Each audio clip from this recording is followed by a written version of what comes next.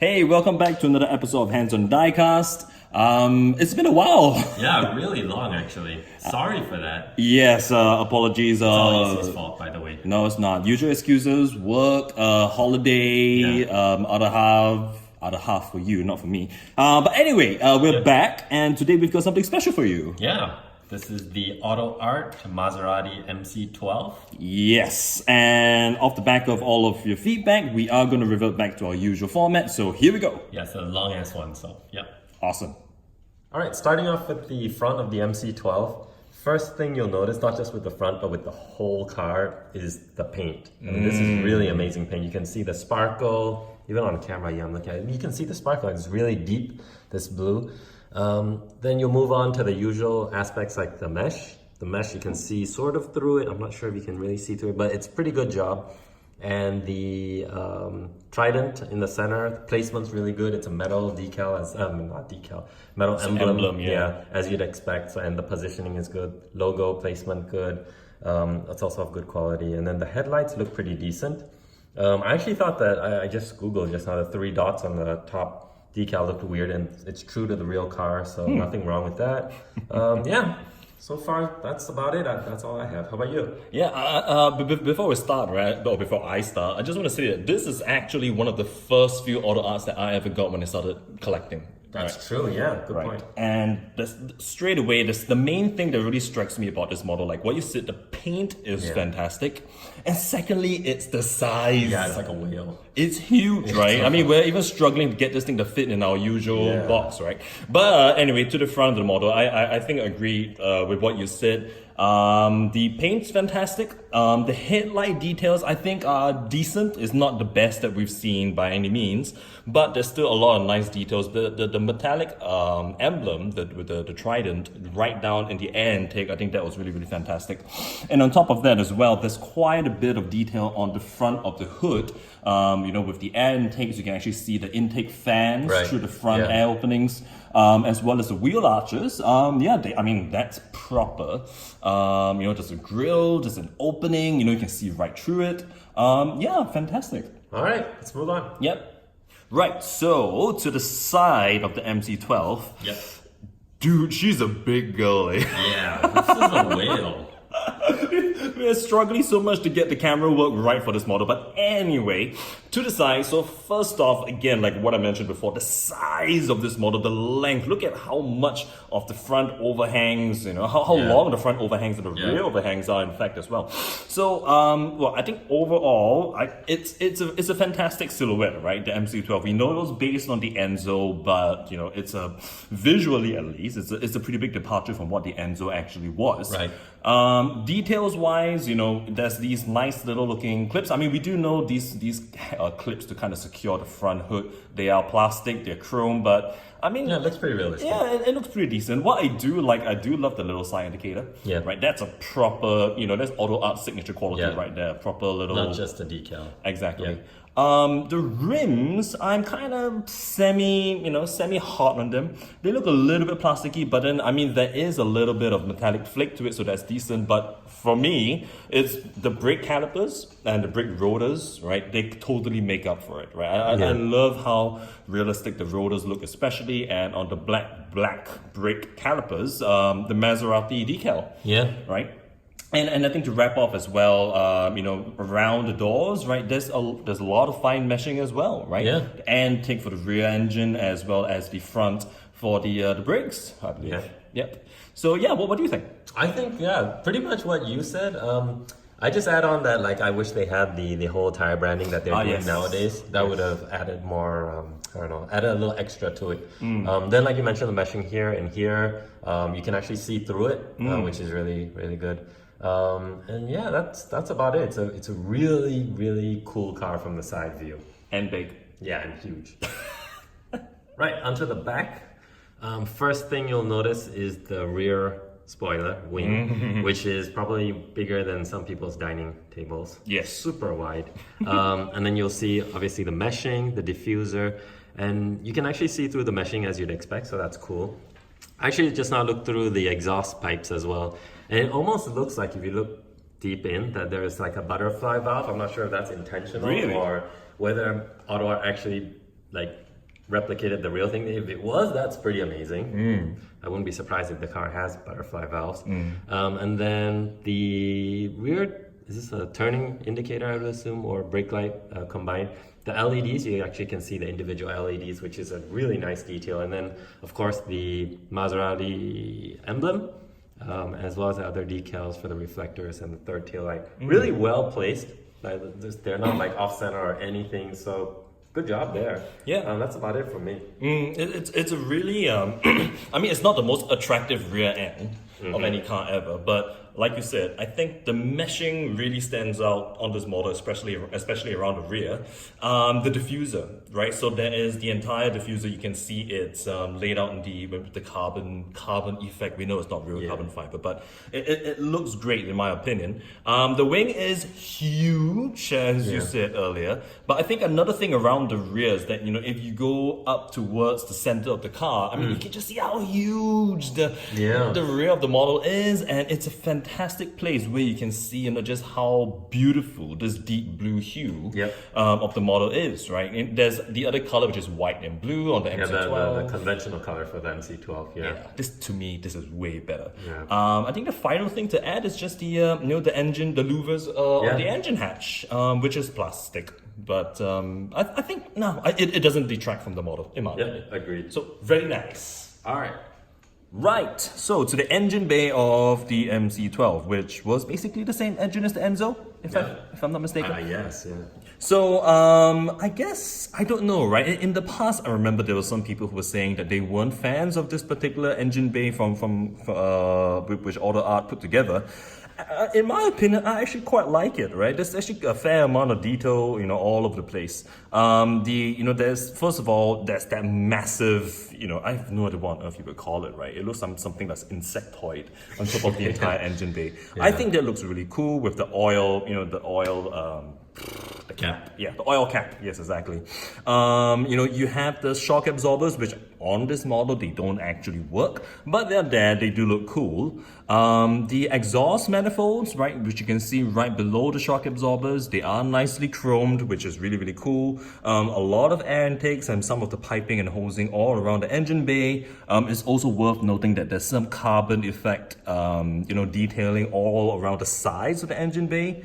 And yeah, I mean, overall, I think it's a pretty nice engine bay, especially, you know, if you really, really take the time to digest it all. Yeah. What do you think? I think for me, the first thing that stands out is the shocks. I mean, I always think it's cool. You open up the engine hatch and you see the shocks, these horizontally mounted style ones. They do have the sort of like working shocks here, but it's not actually working for the wheels like you mentioned, which is a pity. And then there's depth to the engine, which is really cool, because some engine bays, you kind of just see the top, and then when you venture down, it's all like covered up with stuff. This one you actually can see all the way down to, that looks like the transmission, gearbox, and then valve covers with the Maserati logo. Pretty cool. Detailing is good.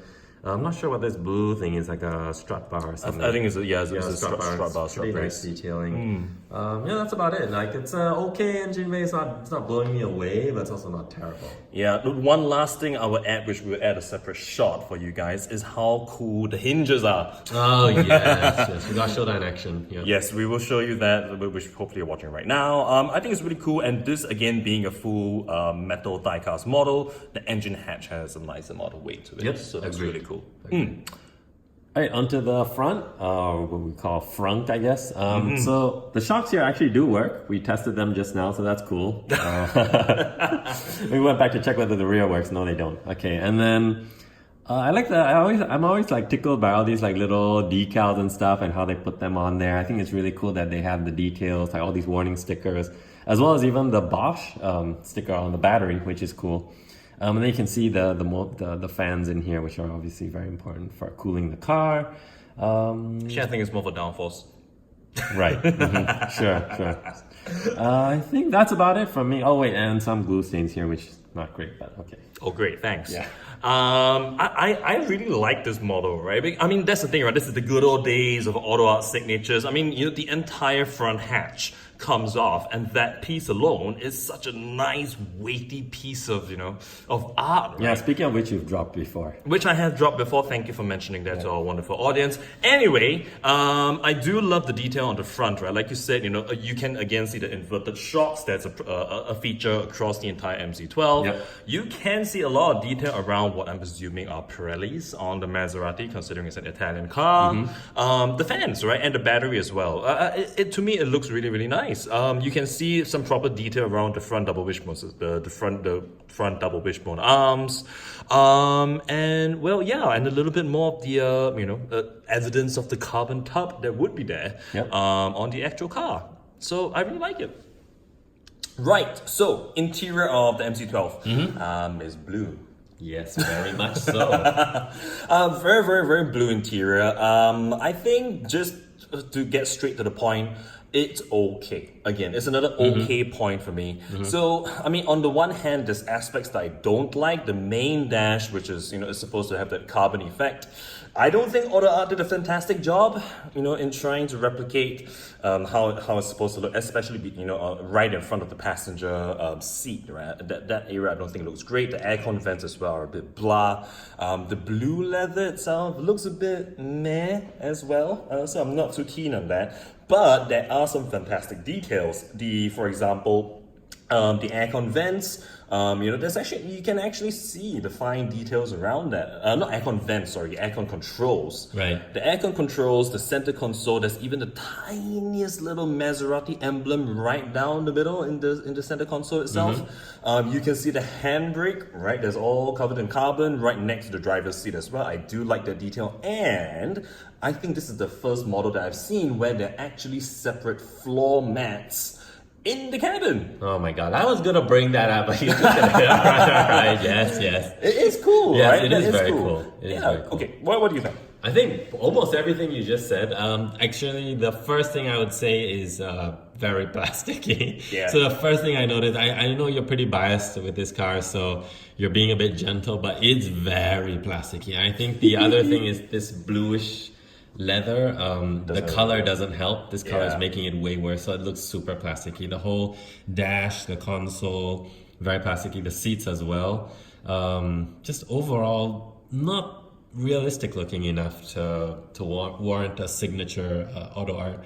But like you said, the Maserati emblems are very well done. Even the Trident on the steering wheel, in addition to the Maserati logo below the aircon controls that you mentioned. The speedometer and stuff, if you look carefully, they're actually really well done too. And it's so tiny, but they still managed to get everything on straight, and the detail is there. Yep. And the floor kick plates next to the unique floor mats that you mentioned for the driver and passenger side, also well executed. Yep. That's about it from me. Final thing for me, I just want to quickly shout out. So, again, I'll give you a separate shot of this, but I think the MC12 has one of the best and most unique door mechanisms on any model I've seen. It's complicated. You don't just swing it out. You can see, there's a spring mechanism behind it. It is really, really nice. Adds a nice touch to the model. Yeah, we'll have some additional shots on that. Cool. Oh, yes, and of course, not to mention there's a removable roof hatch. Yeah. Okay, that's it. That's it. Right, onto the conclusion. This is a tough one, actually. I think both of us spent a good amount of time figuring out what scores we want to give it. We didn't share the scores ahead of time, so this can be a surprise for both of us. But I think overall, this car, what really does it for me is the whole size of it. Like, it's really a whale of a car, like I said so many times. The presence in your display cabinet is going to be amazing. It's going to take up a lot of space too. It might not even fit if your display cabinet's not deep enough, so you got to do it diagonally. I think the details that really stood out for me is the paint. Amazing paint, and if you have the right lighting, it'll really pop with metallic flake. If not, it's just going to look like black almost. For me, the frunk actually was really good for me. The fans, the shocks, the details, the decals, all there. Interior was pretty much a disappointment because it looked really plasticky. I'm not sure if they could have done a better job because this color is really hard to pull off to make it look like real leather, but still doesn't look great. Engine bay for me was okay. I mean, I think they could have done better, but this is a real tough one. So having said all that, I'm giving it a 7.5.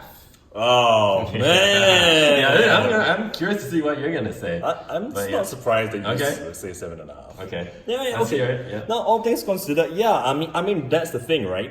Here's one of the things that I love so much about this model. Just look at this shot. Yeah, all the stuff that comes apart from it too, right? Yeah. That's the components that, It looks like we dismantled the freaking thing, Yeah. right? But we didn't. So, Yeah. and you see, that is part of what appeals to about this model for me, at least, is that there's so many aspects to it that really make it feel like a model, a high quality model. Yeah. The weight of the front hood, the door mechanisms, the hinge mechanism for the rear hatch, the weight of the rear hatch, the size of the model, Yeah. the weight of the model, the paint, right? All these aspects is what, to me, it makes it stand out more than, say, something like the Hennessy Venom. Yeah. Hennessy Venom, fantastic model, great engine bay. Yes, this doesn't have as great an engine bay. The interior is, I'm okay with it, but agreed, the front hatch, I think is, the details in the front is fantastic. You do have your standard Autoart bits and bobs like your rotors, etc. But the main thing for me is that it feels like something, that Autoart, you can't get any more these days. It's true. On top of which, this is the only opening model option you have for the MC12. Yep. So, this is a 9 out of 10 for me. Wow, we're really, really off on this one. Yeah. Yeah. So The only- I do agree though. It's a lot of metal for the money. Yes. Yeah. The only other model that we've reviewed that I given a 9 out of 10 was the Lamborghini Murcielago. Oh yeah. Right, and Yeah. but to me that was given pretty much based on his price Price point. point, yeah. Right. This to me is purely based on the fact that I think fantastic model, quality model. If you don't have it, please go and get one. Agreed. For an Maserati MC12, you can't go wrong getting this one if you really like the MC12. Exactly. Yeah. Well, that wraps up the review. We hope you've enjoyed it. So stay tuned. We are going to be putting up a special video. Yep. Right? Of a recent adventure that the two of us dudes went on. And hopefully you see that in the near future. Yep. All the goodies we bought. Yes, all the goodies we bought, exactly. Basically a shopping trip, sort Yeah. of ish. Anyway, hope you enjoyed it, and we'll see you next time. Goodbye. Yep. See ya. Bye.